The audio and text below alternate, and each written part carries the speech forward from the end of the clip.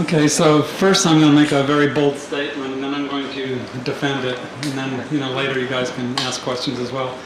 But I believe that there's a market for about 150 million of these cars right now. Not that that market could be achieved immediately, but that's how many people would be driving these if they were cheap enough to drive.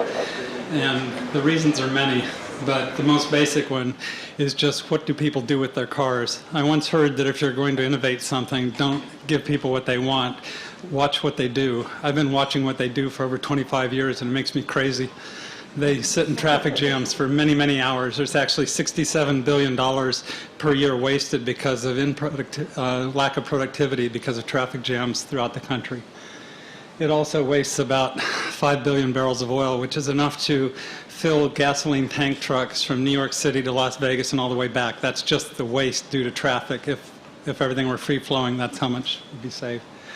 So there are 118 million people that work in the U.S., and of them, 92 million drive by themselves in a car. Public transportation is only about 6%. There's a couple percent walk and so forth, but 92 million people drive by themselves to work every day, an average of only 20 miles. Now, lead-acid batteries can go 3 to 4 times that amount, and they're pretty cheap. And the cost per mile with lead-acid batteries for that average commute is only about a penny a mile. Here in the Bay Area, I think with PG&E, I think it's maybe a penny and a half a mile, but it's still very, very reasonable compared to the price of gasoline, which is well over 10 cents a mile. So battery replacement and electricity is not an issue, but I don't think people will buy the car because it's electric. I mean, some people will, of course, but in England, people are paying $6.75 a gallon and still commuting 50 miles to work. So there's something about the convenience of having a car that seems to overwhelm everything else. So this is the first car, to my knowledge, that can fit 2 in a lane. It actually fits in half a lane with more clearance than a truck has in a full lane. A standard freeway lane is 12 feet wide. A truck is allowed to be 9 foot 4 inches from mirror to mirror. That means they only have 16 inches of clearance on either side. To take a 6 foot lane, if you put a stripe in a lane and said we want to double the capacity of the freeway, or at least a lane on the freeway, you would have a lane 6 feet wide, you have 16 inches of clearance, will give you a 40-inch width for a car. Our car is 39 inches wide. It's just under a meter. So it does fit side by side in a lane, as you're seeing in the video here. We've driven for 40 miles side by side with these two cars, and quite comfortably. I've also driven side by side with motorcycles, and they also felt comfortable. In reality, cars don't generally like to be side by side, though. They can stagger. But that doesn't mean you're not doubling the capacity, because if they're staggered a little bit so you're not side by side, it's much easier. Trucks, when they're on the freeway, they are side by side because they're 70 feet longer, so they're side by side with that small clearance for very long periods of time, which is rather nerve-wracking. But in this car, you can see your mirrors out of the corners of your eye, and you know where you are in the lane. So it's really not nerve-wracking at all. You could drive in a 6 foot lane 70 miles an hour all day long and not even think about it. So anyway, I think that, it's the future. Any crowded city needs us desperately, and we're just starting slow and carefully, building a good foundation. We had 2 choices when we started this company. One was to build the car as cheap as we could, and that would probably be a $60,000 car. And the other choice was to build a really high-end car. And our target price was $85,000, but unfortunately the price has crept up. But the thing is that a car in low production just costs a lot to build, and there's nothing you can do about that. And if we'd gone the cheaper option, the people who wanted an electric car like this couldn't afford it, and the people that could afford it wouldn't want it. So we tried to make it appeal to those who could afford it, and luckily we got a check from George Clooney one day in the mail for 10 grand as a deposit, and he started asking, where's my car, and we delivered it. So that's our first delivery last year. York Brown has an order for one. We have another customer in Berkeley. We're building their cars right now. It's going to be about a 6-month process to build these cars, and they keep getting more and more refined. We've made some major improvements. We're going with an all stainless steel chassis. It has a full NASCAR roll cage made of chrome moly. It has 4 times more steel in the door than a Volvo or any other car. Even the Ford Excursion has 1 bar in the door for protection, and it's not really attached to anything substantial other than the sheet metal.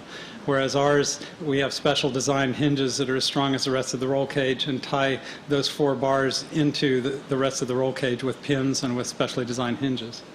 So we built, a car that we believe is, the safest, the fastest, and so forth.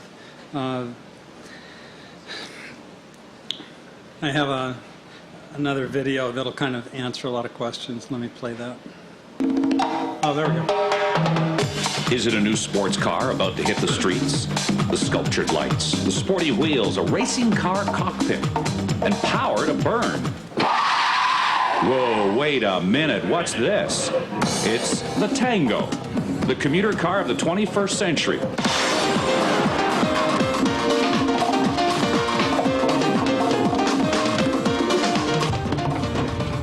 Man, it's got tons of power, it feels incredibly stable, and it just goes. And it's fun to drive. This particular autocross, this is the Monterey Historic Car Race weekend, and the Concours Italiano invited us there. My son had only driven one autocross before, and he was only 3 seconds behind an experienced Ferrari driver in his 308. You can see some cars. It looks like, and we were going around the corner a lot quicker than that. That's the Dallas 2,000-pound woman. A new national study on traffic jams suggests the problem is bad and getting worse. It found the average American driver spends at least 51 hours a year caught in congestion.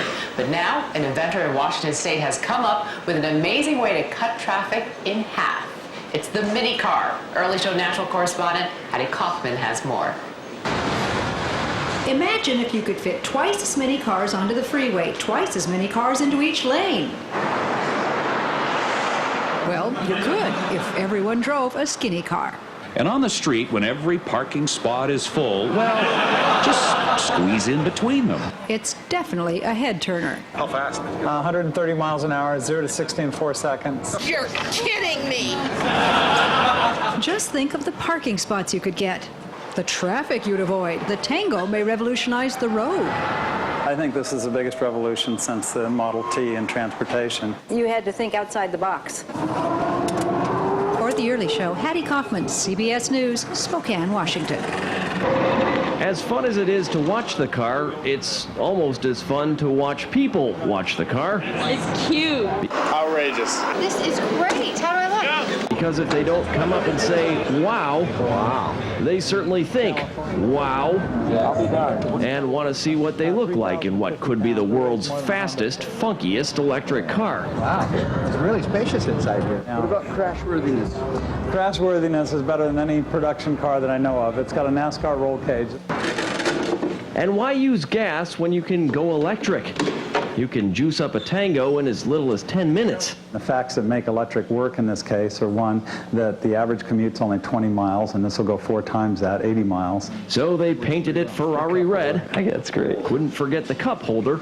Yeah, it does get a lot of excitement. So the guy who drives this car, chick magnet. Yeah, Excellent. So you get sports car enthusiasts who probably turn up their nose and go, this golf cart cannot beat me. I love to meet him at a stoplight.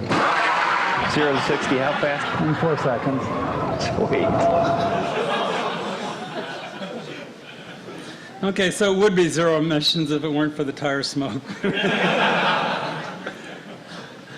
Actually, we set the torque so it doesn't spin the tires. You can just adjust the torque infinitely. You can adjust the horsepower. We have a valet mode, so if you don't want people driving it over a certain speed, you can set it up as you wish. So.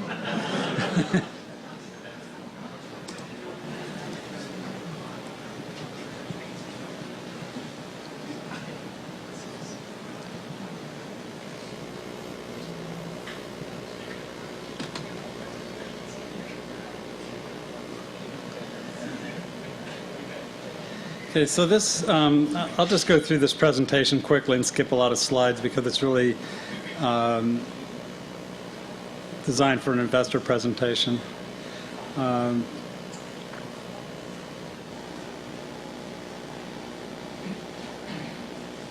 help you get it back to the beginning somehow.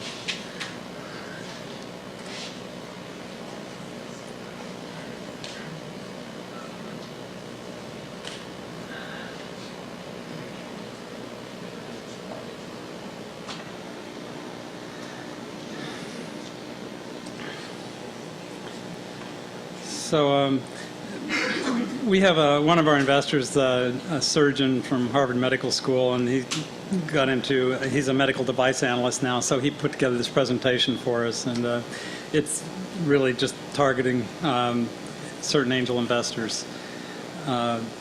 We're trying to break it away from the automotive market because the automobile market is not investment worthy according to most people. You know, they say that it's too capital intensive, you can't make a quick enough profit, etc. So we're trying to show that this really isn't like the automotive market any more than the PC was part of the main computer market. It's really a different market. It's going a different place.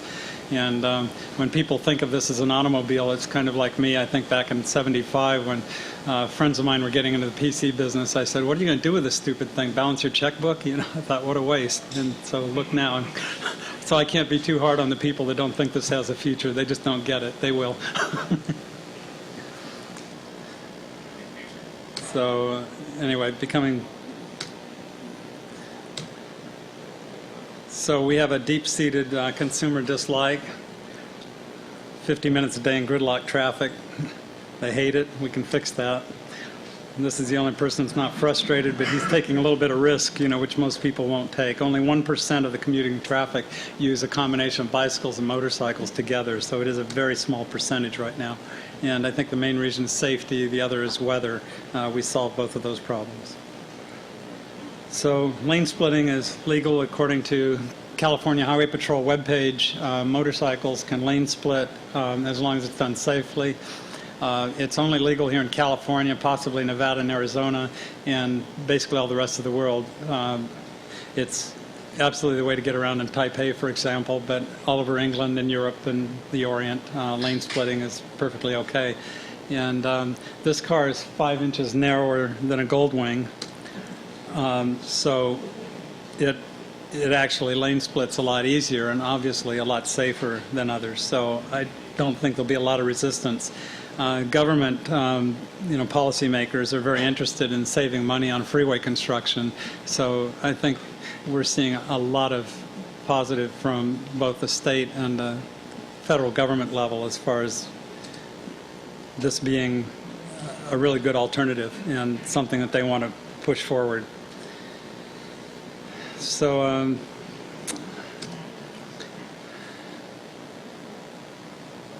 I think, I had a situation where I was coming off the Bay Bridge going toward Berkeley, and it took me 20 minutes to get from where I was to the overpass up ahead, and I was counting the time, timing the motorcycles. It was 20 seconds. It's a 60-to-1 advantage, and I'm sure a lot of people would have loved to have that. And if I looked around me, I'd find that 90% of the people had only one person in each car. So these are basic specifications, 0 to 60 in 4 seconds, to be able to drive comfortably in a 70 miles an hour in a 6-foot-half freeway lane. It's the only car in the world that can really do that. The next competitor is about 48 inches wide or more. I think that people seeing a small car think it's a death trap immediately, so we have to prove to them that not only is it not any less strength than a regular car, but it's way beyond that. It has 4 times more steel in the doors. It has a full race car roll cage. These cars are crashed routinely. People ask if our car's been crash tested. Every weekend by NASCAR, 200 miles an hour, they crash, tumble, T-bone each other, and the guys walk out almost always. So there's really a lot to be said for that.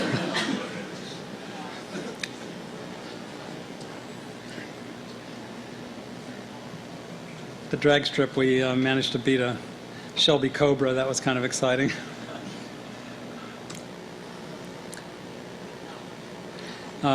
You're able to keep a lot closer proximity to the car in front of you as well, because you always know you have an escape route. You can be over near the line, and you just have a comfort zone that I can't explain. You can only feel it by driving it, because you just know where you can go, and whatever happens, you're able to avoid collisions much easier than you could in a car. So parking's kind of neat. I've been down in LA. I was driving George Clooney's car in Los Angeles, and I pulled into a parking lot that was completely full, and I saw 2 Hummers going around and around, and I just pulled into this little triangular spot just like one of these here, and just I'm in and out. San Francisco, Cole Street Hardware. I went down there. There were people circling around looking for a place to park, and I was in and out, and the same people are still going around looking. on Geary Boulevard, as you go out Geary, you know, a lot of there's just parking in the residential area. There's really no other parking, so people are going up and down the residential streets. Well, with this car, you pull around the corner, and there's a 4-foot space between every single home in the entire San Francisco avenues, and you just pull into the first one, park perpendicular, you're done. It's very convenient. So even though it may not be the best configuration for dating because your date would have to be behind you, it will fit 2 6'6" people. But you know, after a couple gets to know each other really well and they can handle being that separated by a seat, you know, then maybe they'll take this because it's so much quicker and they can get on about their business.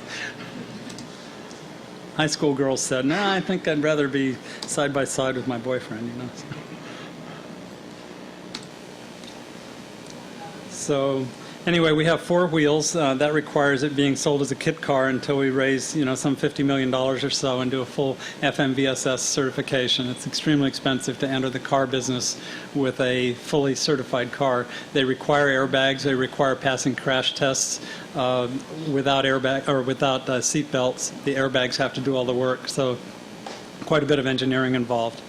It's really to protect the car companies more than anything else, I think. It's like if you meet these specs and you can't get sued for a safety item, I think that's probably what's behind the very complex rules, because they're really not nearly as safe as a typical race car, but yet safety isn't really the top priority.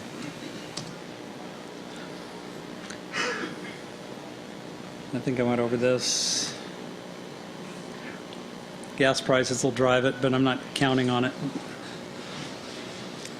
So, you know, our cost of goods sold right now is about $85,000. You know, we're working on that. I think, you know, we'll come out with other models in the future that'll be less expensive, but we're going to have to sell a bunch of these for $108,000 in order to get the cost down. It just takes a lot of tooling to reduce costs. So, one step at a time. We do have kind of an incentive if people try to sell. You're running late on time. Oh. Switch over some questions. Oh, sure. Yeah, let me do that. Okay, so I can take questions now.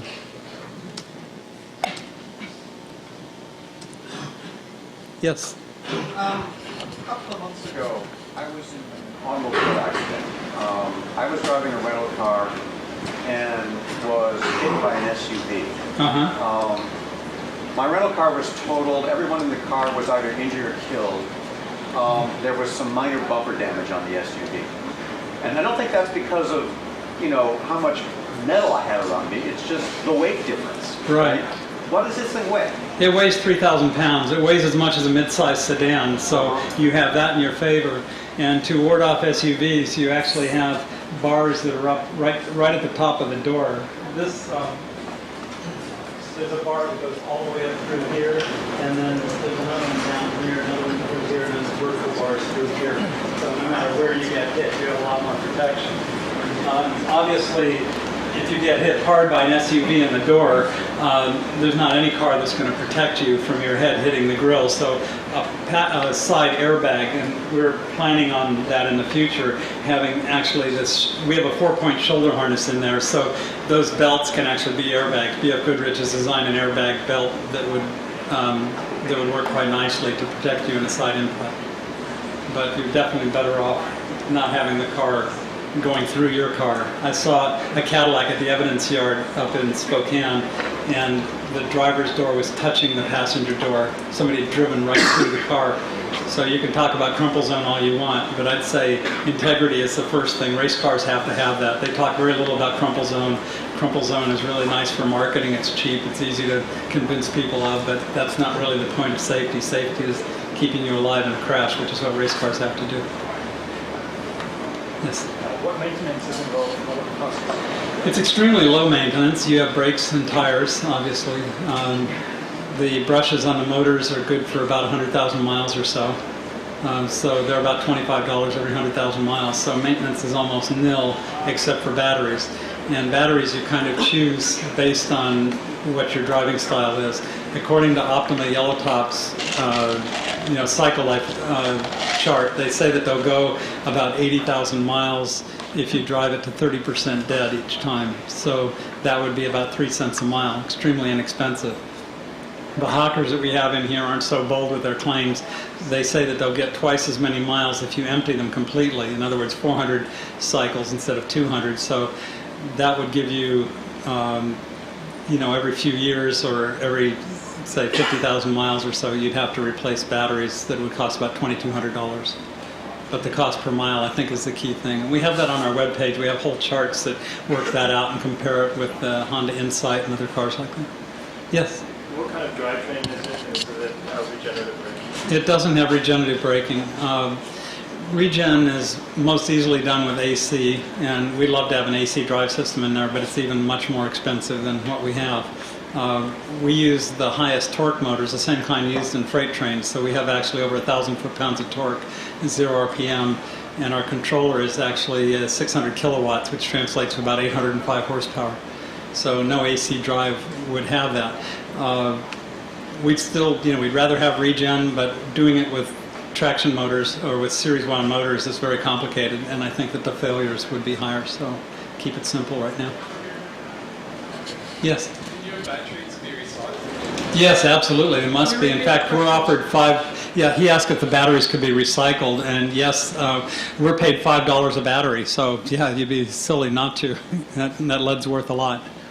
We're kind of followers of Bill McDonough's cradle-to-cradle concept, and as much as we can, we're making this car something where every single component will be totally recyclable or disposable. But I think the key thing is to keep all of the technical nutrients, things that are necessary and rare, and keep recycling those. So keep stainless with stainless, copper with copper, etc. Yes? As far as creature comforts go, does it have things like air conditioning? It has air conditioning, and the air conditioning system and the heat are actually, I think, better than in a regular car because you have a variable speed control. Rather than sitting at idle in a normal car, you have, maybe that's when you have the most heat. The sun's baking down on you and the car is just idling. So with this one, you can crank it up to 8,000 RPMs and really crank while you're idling. It doesn't matter. It's totally independent of what your engine's doing. It's got its own little electric motor, so it's a good system. Yes? Do you plan a convertible model? Convertible? Yeah, we plan all these models. I mean, we want to build 150 million cars in 30 years, so yeah, they're going to be everything, but one step at a time. I mean, we can just barely afford to put these out at this price right now. It's a very slow, painstaking process when you don't have tons and tons of capital behind you. So, we just try to do a good job. Yes? What's the schedule for building affordable cars? It really depends on investors. I've met with 3 billionaires who all are very interested, but I think that they'd rather see us learn on somebody else's money.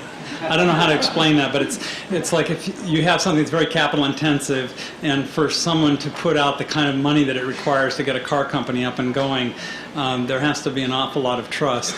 And so they generally like to invest in companies that are already making a profit. And we're just about there right now. We actually can sell cars profitably. Yes? Okay. Yes?